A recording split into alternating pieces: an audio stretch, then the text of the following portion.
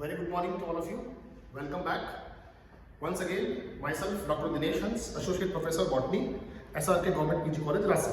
Friends, जैसा कि आपको ध्यान है, BSc फाइनल ईयर का फर्स्ट पेपर जो है, उसके कुछ इंपॉर्टेंट टॉपिक्स जो छूटे हुए हैं, उसको अपन पूरा कर रहे हैं ताकि आपका सिलेबस कंप्लीट हो जाए। फर्स्ट पेपर का थर्ड पेपर ऑलमोस्ट अपना कंप्लीट हो चुका है और फर्स्ट पेपर जो मेरे पास है वो कंप्लीट करेंगे। उसमें टॉपिक चल रहा है अपना food chain, types of food chain and significance of food chain.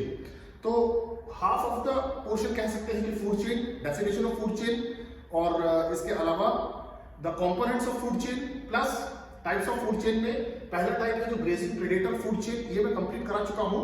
आप मेरे वीडियो देख सकते हैं, जिसको भी लेना है वो मुझसे पूछ ले, मैं उसका लिंक डिस्क्रिप्शन में दे दूंगा, तो वहां से देख लें। अब आज जो बात करेंगे तो वो करेंगे हम second type of food chain and that is parasitic food chain. Friends, जैसे कि नाम, विदाउट वेस्टिंग एनी टाइम अपन फटाफट इसको करते हैं। शॉर्ट वीडियो होगा लेकिन बहुत इंपॉर्टेंट और अंडरस्टैंडेबल वीडियो होगा, you can understand very easily. Friends, जैसे कि नाम से विदित है, नाम से जाहिर है, पैरासिटिक फूड चेन। तो पैरासिटिक फूड चेन क्या है?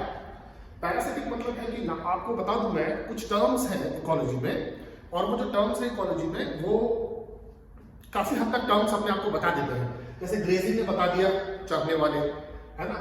पैरासिटिक बता रहा है, पैरासिटिक का मतलब होता है ऐसे ग्रुप ऑफ ऑर्गेनिज्म जो किसी दूसरे के ऊपर आश्रित रहते हैं, निर्भर रहते हैं और अपना पूरा फायदा लेते हैं और उसको पूरी तरह से नुकसान पहुंचाते हैं। तो ऐसे ऑर्गेनिज्म जो दूसरों पर आश्रित और निर्भर होकर पूरी तरह से उसको खोखला कर और अपना फायदा करें, तो ऐसे ग्रुप ऑफ ऑर्गेनिजम्स को, चाहे वो ह्यूमंस भी हों, उनको पैरासाइट्स कहते हैं। तो वो पैरासिटिक नाम से जाहिर है, पैरासिटिक फूड चेन। तो फ्रेंड्स, अगर इस टाइप ऑफ फूड चेन की बात करें तो समझने के लिए ये है कि इस फूड चेन में डेफिनेटली ग्रुप ऑफ ऑर्गेनिज्म है, या तो प्रोड्यूसर्स, अच्छी तरह देख लें, या तो प्रोड्यूसर्स या फिर कंज्यूमर्स।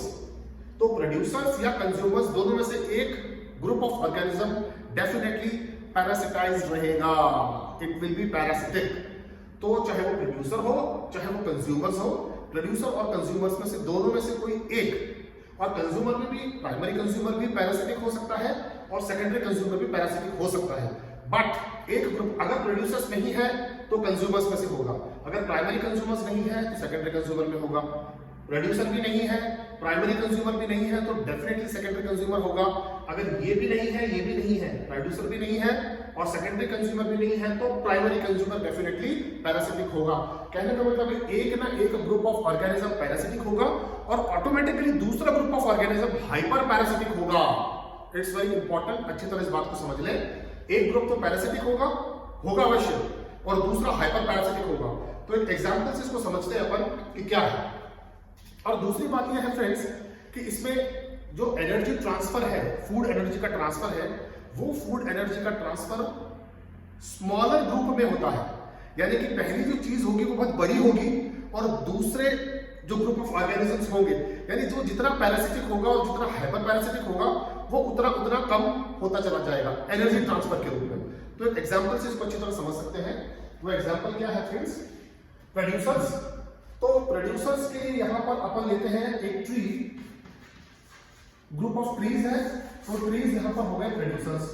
इन ट्रीज ने यहां पर सन एनर्जी से एनर्जी सोर्स लिया और एनर्जी सोर्स लेने के बाद यहां पर जो भी एनर्जी आई वो एनर्जी इन प्रोड्यूसर्स में चली गई और प्रोड्यूसर्स ने अपना काम कर लिया, फोटोसिंथेटिक प्रोसेस से उसको कन्वर्ट कर लिया सनलाइट को इनटू फूड एनर्जी। अब प्रोसेस यही है फूड चेन का कि ट्रांसफर ऑफ एनर्जी है। अब यहां हम देख रहे हैं पैरासिटिक की क्या बात आई है। तो सेकंड ग्रुप ऑफ ऑर्गेनिज्म है जिसे यहां पर हमने प्राइमरी कंज्यूमर्स कहा है।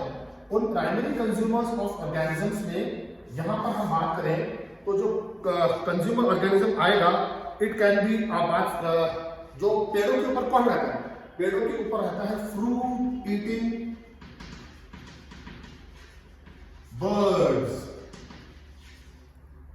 तो पेड़ों के ऊपर कौन रहता है फ्रेंड्स? पेड़ों के ऊपर रहता है। अब वो जो मैंने पहले बात कही थी कि group of organisms can be small और short, no, energy transfer is in a smaller part. जो एनर्जी ट्रांसफर होगा वो स्मॉलर पार्ट में होगा। ग्रुप ऑफ ऑर्गेनिजम्स या कंज्यूमर्स जो भी होंगे वो संख्या, इट डजंट मैटर, कहने का मतलब है। लेकिन नेचर जरूर मैटर करेगा, उसको अच्छी तरह ध्यान दे लें। नेचर मैटर करेगा कि वो पैरासिटिक होगा।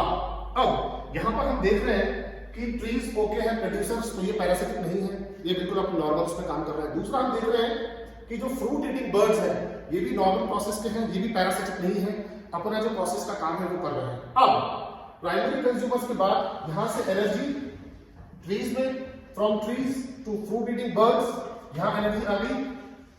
अब यहां से जो एनर्जी है ये ट्रांसफर होगी नेक्स्ट। अब यहां जो सेकेंडरी कंज्यूमर्स की अपन बात करें तो यहां पर सेकेंडरी कंज्यूमर्स होंगे, वो होंगे जो फ्रूट ईटिंग बर्ड्स को जनरली टीज करके खाएंगे, वो होंगे लाइस और बग्स।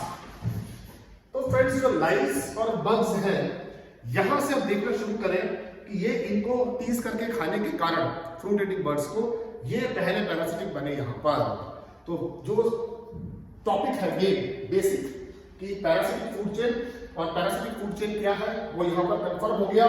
तो फर्स्ट पैरासिटिक ऑर्गेनिज्म यहां पर हमको मिले तो ये हो गए फर्स्ट पैरासिटिक ऑर्गेनिज्म, और पैरासिटिक फूड चेन का जो है कंसेप्ट यहां पर क्लियर हो गया। अब मैंने कहा था पहले कि एक अगर ग्रुप ऑफ ऑर्गेनिज्म पैरासाइट होगा तो दूसरा ग्रुप जो उस पर फीड करेगा वो डेफिनेटली हाइपर पैरासिटिक होगा। तो अब यहां पर देखें तो पैरासिटिक ऑर्गेनिज्म के बाद लाइस एंड बग्स को खाने वाले जो ऑर्गेनिजम्स हैं अल्टीमेटली डीकंपोजर्स हैं, और अल्टीमेटली डीकंपोजर्स जो है वो है बैक्टीरिया एंड वायरसेस। तो बैक्टीरिया एंड वायरसेस जो है डेफिनेटली इसके मुकाबले दे आर हाइपर पैरासिटिक। तो फ्रेंड्स ये जो एक नेचर में इकोसिस्टम चला वो इकोसिस्टम जो हमको दिखा रहा है कि एनर्जी ट्रांसफर जो है यहां से लेकर यहां तक, अगर देखें कंसेप्ट को, यहां से फॉलोड बाय यहां पर, फिर फॉलोड बाय दिस स्टेप यहां पर, और अल्टीमेटली यहां पर। तो ये जो कंसेप्ट है ये देखें तो एनर्जी ट्रांसफर इज, जो बात हो रही है energy transfer is non significant.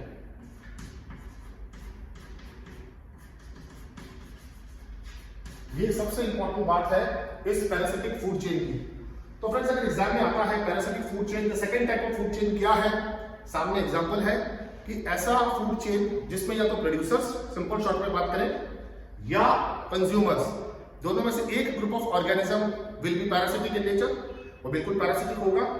इस एग्जांपल से हमने समझ लिया सन से एनर्जी के लिए ट्रीज, ये ट्री इकोसिस्टम जंगल की अगर बात करें वो एग्जांपल से मैंने समझाया है। ट्रीज जो प्रोड्यूसर्स है they are normal in their conditions, photosynthesis process से एनर्जी क्रिएट किया, एनर्जी का नेक्स्ट ट्रांसफॉर्मेशन जो है फ्रूट ईटिंग बर्ड्स में हो गया, क्योंकि पेड़ों के ऊपर जो फल लगे हैं उन फल को इन जो पक्षियों हैं और दूसरे ऑर्गेनिज्म से उन्होंने खाया।